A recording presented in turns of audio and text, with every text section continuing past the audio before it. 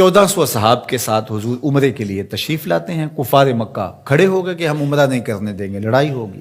حضرت عثمان غنی رضی اللہ تعالیٰ عنہ کو بھیجا کہ ہم عمرہ کر کے واپس چلے جائیں گے، کوئی لڑائی کا ارادہ نہیں ہے. انہوں نے کہا یہ نہیں ہوگا. عثمان آپ آئے ہو تو طواف بیت اللہ کرنا چاہو تو کر سکتے ہو. کہا نہیں، یہ تو نہیں ہو سکتا کہ حضور کے بغیر میں طواف کروں. خیر صلح حدیبیہ کا موقع آیا تو عروہ بن مسعود کی قیادت میں قریش مکہ نے مذاکرات کیے حضور علیہ السلام سے، تو ایک صلح نامہ طے پا گیا. اس کی شرائط میں سے ایک شرط یہ تھی کہ مکے سے اگر کوئی شخص بھاگ کر کے مدینہ المنورہ جائے تو اہل مدینہ اس کو پناہ نہیں دے سکیں گے. وہ ہمارا بگوڑا شخص ہوگا تو اس کو پناہ نہیں دے سکیں گے. اور اگر کوئی شخص مدینہ المنورہ سے مکہ واپس آنا چاہے تو اہل مکہ اس کو پناہ دینے کے مجاز ہوں گے.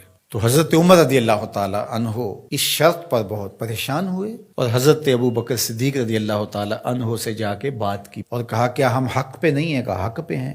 حضور اللہ کے سچے رسول نہیں ہیں؟ کہا حضور اللہ کے سچے رسول ہیں. تو کہا 1400 کی تعداد معقول ہے، پھر ہم دب کے صلح کیوں کریں؟ صلح کی شرائط برابر کی ہونی چاہیے. اگر کوئی ان کا بھاگ کر کے آ جائے ادھر سے تو وہ ہم پناہ دے سکیں، اور اگر ہمارا جائے تو وہ پناہ دے سکیں، یا پھر وہ بھی نہ دے ہم بھی نہ دیں.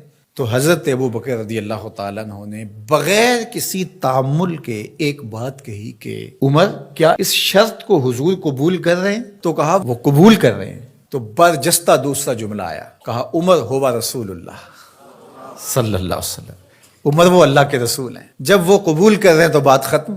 یہ تھا وہ تیقن. اس کو اس مفہوم میں بھی لے سکتے ہیں، عقل قربان کم بپیش مصطفیٰ. یہاں پہ سارے راستے بند ہو جاتے ہیں. یہ ہے وہ یقین. تو کہا ہوا رسول اللہ. یہ برجستہ جملہ ہے جو یقین کی بجلیاں بھر دیتا ہے روحوں کے اندر. یہ کوئی حرج نہیں ہے کہ کسی بھی مسئلہ شرعی اور کسی بھی دینی امر میں آپ لاجک تلاش کر لیں، مل جائے تو اچھی بات ہے.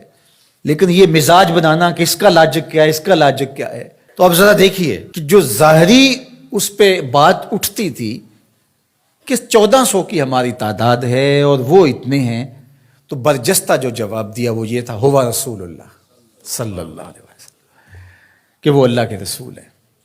تو حضرت عمر وہیں خاموش ہو گئے. آگے چلیے. حضور علیہ السلام کا وصال ہوتا ہے. اس سے قبل لشکر اسامہ حضور روانہ کر چکے ہیں. 17-18 سال عمر تھی تو ان کی قیادت کے اندر حضور نے ایک لشکر تیار کیا. تو یہ لشکر ابھی جرف کے مقام پہ پہنچا تھا کہ حضور کا وصال ہو گیا. خبر پہنچ گئی تو اب حضرت اسامہ کیسے بڑھ سکتے تھے، واپس آ گئے. تو تدفین کے بعد حضرت سیدنا ابو بکر صدیق رضی اللہ تعالی عنہ جو کہ خلیفہ بنا دیے گئے تھے، انہوں نے جو حکم جاری کیا وہ یہ تھا کہ اسامہ بن زید اپنے ہدف پہ دوبارہ روانہ ہوں. تو صحابہ نے کہا کہ بڑے بڑے جنگی ماہرین اس لشکر کے ساتھ ہیں، تو پیچھے سے اگر حملہ ہو گیا تو یہ نقصان کا سبب اور ذریعہ بن سکتا ہے. لہٰذا حکمت یہ ہے کہ اس لشکر کو ابھی کچھ دیر کے لیے روک لیا جائے. تو میں نے یقین کی بات سیدنا صدیق اکبر کے حوالے سے آپ کے سامنے رکھنا شروع کی ہے. تو سنیے کیا جواب آتا ہے. انہوں نے جواب میں کہا واللہ اگر مجھے یقین ہو کہ جانور درندے جنگلوں سے آ کے میرے بدن کی بوٹیاں بھی نوچ لیں تب بھی لشکر اسامہ کو بھیجوں گا، اس لیے کہ اس کو روانہ اللہ کے رسول فرما چکے ہیں. پھر اس کا نتیجہ کیا ہوا؟ جو قبائل پر تول رہے تھے حضور کے وصال کی وجہ سے، جن کے کچھ حوصلے بڑے تھے، انہوں نے سوچا ان کا کتنا سسٹم مضبوط ہے کہ یہ ان حالات کے اندر بھی لشکر کو روانہ کرنے کی پوزیشن میں ہے. اور جدھر لشکر گیا انہیں یہ خبر پہلے پہنچ گئی کہ حضور علیہ السلام کا وصال ہو گیا، لیکن انہوں نے سوچا کہ ان حالات کے اندر بھی لشکر حملہ آور ہو رہا ہے ہمارے اوپر، تو اس کا مطلب ہے یہ کتنے مضبوط ہو گئے ہوئے ہیں. تو لشکر بھی کامیاب اور بامراد مظفر ہو کر کے واپس پلٹا، اور کسی کو مدینہ المنورہ کی طرف میلی آنکھ سے نظر اٹھا کے دیکھنے کی ہمت بھی نہ پڑی. یہ سیدنا صدیق اکبر رضی اللہ تعالی عنہ کے یقین کا، اعتماد کا، بھروسے کا، اور حضور علیہ الصلوۃ والسلام کی ذات پر ان کا جو اذعان و یقین تھا اس کا نتیجہ تھا. تو یقین کی کائنات کا اگر کسی نے شہنشاہ دیکھنا ہے تو وہ ابو بکر صدیق رضی اللہ تعالی عنہ کو دیکھے. ان کی پوری زندگی یقین کی دولتوں سے بھری پڑی ہے. صاحب صدق بھی ہیں، صاحب یقین بھی ہیں.